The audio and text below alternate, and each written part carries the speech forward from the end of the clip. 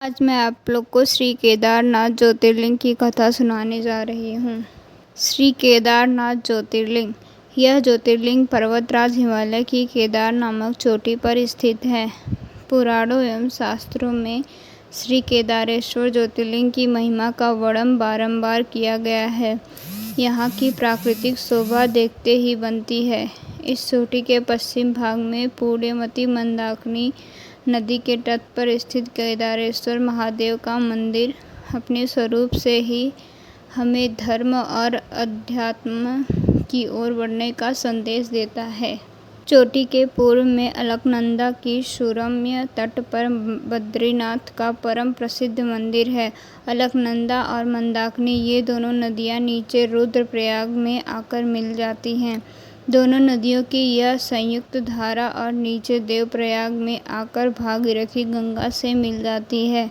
इस प्रकार परम पावन गंगा जी में स्नान करने वाले को भी श्री केदारेश्वर और बद्रीनाथ के चरण को धोने वाले जल का स्पर्श सुलभ हो जाता है।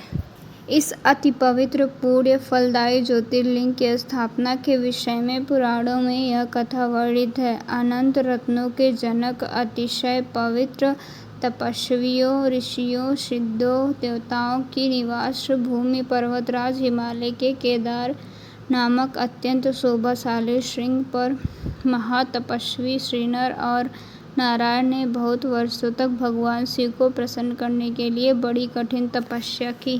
कई हजार वर्षों तक वे निराहार रहकर एक पैर पर खड़े होकर शिव नाम का जाप करते रहे।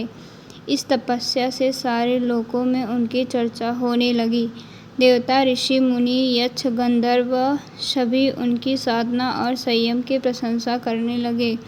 चराचर के पितामह ब्रह्मा जी और सबका पालन पोषण करने वाले भगवान विष्णु भी महातपस्वी नर नारायण के तप की भूरि भूरि प्रशंसा करने लगे। अंत में भगवान शंकर जी भी उसकी उस कठिन साधना से प्रसन्न हो उठे। उन्होंने प्रत्यक्ष प्रकट होकर उन दोनों ऋषियों को दर्शन दिए। नर और नारायण ने भगवान भोलेनाथ के दर्शन से भाव विह्वल और आनंद विभोर होकर बहुत प्रकार की पवित्र स्तुतियाँ और मंत्रों से उनकी पूजा अर्चना की। भगवान शिव ने अत्यंत प्रसन्न होकर उनसे वर मांगने को कहा।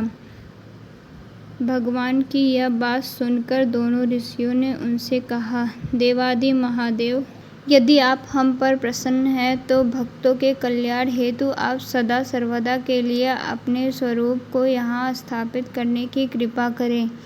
आपके यहाँ निवास करने से यह स्थान सभी प्रकार से अत्यंत पवित्र हो उठेगा। यहाँ आपका दर्शन पूजन करने वाले मनुष्यों को आपकी अविश्वसनीय भक्ति प्राप्त हुआ करेगी। प्रभु, आप मनुष्यों के कल्याण और उनके उद्धार के लिए अपने स्वरूप को यहाँ स्थापित करने की हमारी प्रार्थना अवश्य ही स्वीकार करें। उनकी प्रार्थना सुनकर भगवान शिव ने ज्योतिर्लिंग के रूप में वहाँ वास करना स्वीकार किया। केदार नामक हिमालय श्रृंग पर स्थित होने के कारण इस ज्योतिर्लिंग को श्री केदारेश्वर ज्योतिर्लिंग के नाम से जाना जाता है।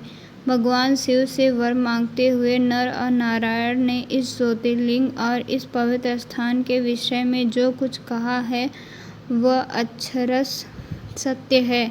इस ज्योतिर्लिंग के दर्शन, पूजन तथा यहाँ स्नान करने से भक्तों को लौकिक फलों की प्राप्ति होने के साथ साथ अचल शिव भक्ति तथा मोक्ष की प्राप्ति भी हो जाती है।